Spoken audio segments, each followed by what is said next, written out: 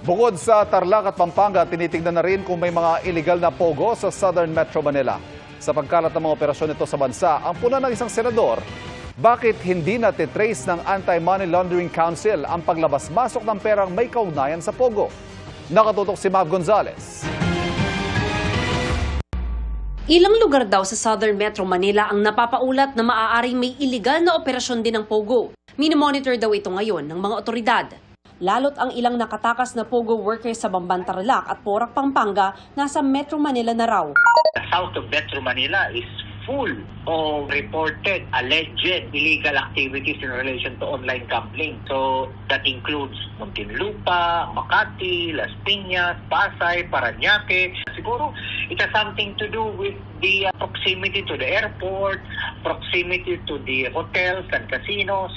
Para may little Chinatown na dyan sa multinational. Pero titingnan lang po natin ito kasi baka mamaya naman wala naman silang criminal activities. Nagmamanman din daw sila sa Cavite. Sa Cavite, meron kaming tiningnan po namin yan mga ilang buwan ang nakakaraan, pero wala kaming na-verify na illegal activities sa area ng Bacoor, sa area ng Dasmariñas.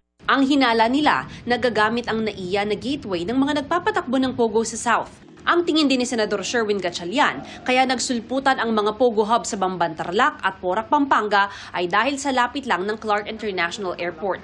Bukod sa mga ito, ayon sa PAOK o Presidential Anti-Organized Crime Commission, makikita ang mga marka ng money laundering sa pogo hub sa Bamban at Porac. Punatuloy ni Senador Gatchalian sa Anti-Money Laundering Council o AMLC, bakit hindi pa rin natitrace kung saan nanggaling ang perang ito at sino ang tumanggap. I express my disappointment to the AMLAC dahil trabaho nila mahanap itong source ng money laundering. Trabaho rin nila na malaman sino itong money launderers. Hindi rin daw alam ng AMLAC kung may nailabas namang pera mula sa mga pogo sa Pilipinas papunta sa ibang bansa. Hindi rin nila nakikita yon. Hindi nila nakikita. Kaya nga ang pinaka-basic sa akin is pumasok yung pera, may nakatanggap. Kung yan ay through our banking system, may dinaanan yan electronically. Kung cash yan, sabi nga ni Mav, meron din dapat makatanggap yun. No?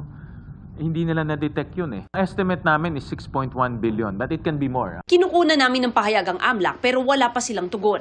Sabi ng PAOK, nasa bansa pa ang Chinese fugitive na si Wang Ziyang na isa sa sinasabing business associate sa Baofu ni suspended Bamban Mayor Alice Go. Nung chinek namin yung CCTV, pero nung alam niya nang papasukin na yung bilas and all, saka na siya tumakas. So siguro ina-anticipate niya na kaya niyang suhulan yung operating units na kasama ng PAOK, kaya pabanjing-banjing lang siya doon.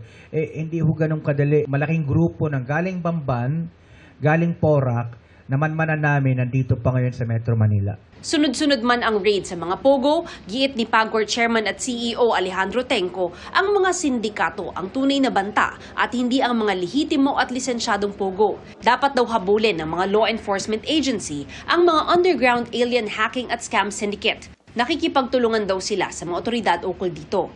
Minomonitor naman daw ng PAGCOR ang mga pogo na nagbabayad daw ng tax at nagbibigay ng trabaho. Ang Federation of Filipino-Chinese Chambers of Commerce and Industry, kontra raw sa pogo, legal man o hindi. Ang mga gambling, nakakasira ng pamilya, nakakasira ng negosyo. Ang kumikita lang dyan yung mga pogo operators. Para sa GMA Integrated News, Mav Gonzales, nakatutok, 24 oras. Mga kapuso, patuloy na tumutok sa mga balita. Mag-subscribe sa GMA Integrated News sa YouTube. Sa mga kapuso abroad, samahan niyo kami sa GMA Pinoy TV at www.gmanews.tv.